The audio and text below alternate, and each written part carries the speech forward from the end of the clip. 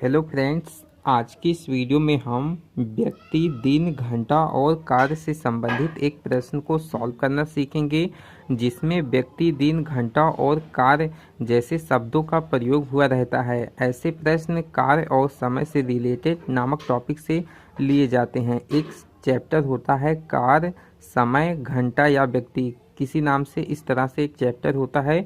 उसी चैप्टर से यह प्रश्न को लिया गया है। तो देखिए, 8 व्यक्ति किसी कार्य को 5 दिन में पूरा कर सकते हैं। इस कार्य को 10 दिन में पूरा करने के लिए कितने व्यक्तियों की आवश्यकता होगी? देखिए दोस्तों, अगर आपको यह प्रश्न का उत्तर आता है तो आप कमेंट बॉक्स में आंसर कमेंट कीजिए, और जिनको नहीं आता है तो चलिए मैं उनको सिखाता हूँ। देखिए, इस तरह के प्रश्न अक्सर प्रतियोगी परीक्षाओं में और एंट्रेंस एग्जाम में पूछे जाते हैं। तो इस तरह के प्रश्न को हम ट्रिक से लगाना सीखेंगे।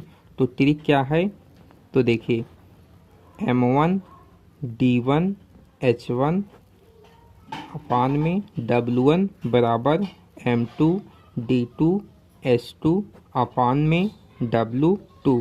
तो देखिए, यहाँ M का मतलब होता है मैन, यानी कि आदमी या व्यक्ति। D का मतलब होता है डे, यानी कि दिन। H का मतलब हावर, यानी कि घंटा।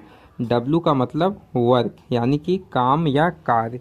तो देखिए, यहाँ पर दिया गया है, जो जो दिया गया है उसको हम उस मान को रख देंगे, और जिसका मान नहीं दिया गया उसको हम छोड़ देंगे, तो हमारा आंसर आ जाएगा।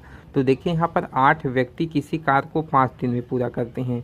तो M1 का मान कितना दिया गया है? 8, गुणे में 8 व्यक्ति किसी कार्य को 5 दिन में पूरा करते हैं। देखिए दोस्तों, यहाँ पर घंटा और वर्क, काम की संख्या नहीं दी गई है, तो इसको हम छोड़ देंगे, बराबर M2 का मान कितना है? इस कार्य को 10 दिन में पूरा करने के लिए कितने व्यक्तियों की आवश्यकता होगी? तो यहाँ पर M2 का मान निकालना है, यानी कि इस कार्य को करने के लिए कितने व्यक्तियों की आवश्यकता होगी। तो M2 व्यक्तियों की आवश्यकता होगी। D2 का मान कितना दिया गया है? 10 दिन। तो यहाँ पर हम 10 लिख देंगे। इसके बाद इसको हम सिंप्लीफाई कर देंगे। तो 8 गुणे में 5, 10 इधर आएगा, बराबर M2। 5 एकम 5, 5 दूना 10, 2 एकम 2, 2 चौक 8। तो M2 का मान कितना आ गया? 4 आ गया। यानी कि इस कार्य को 10 दिन में समाप्त करने के लिए कितने व्यक्तियों की आवश्यकता होगी? तो दोस्तों, इस कार्य को समाप्त करने के लिए 4 व्यक्तियों की आवश्यकता होगी।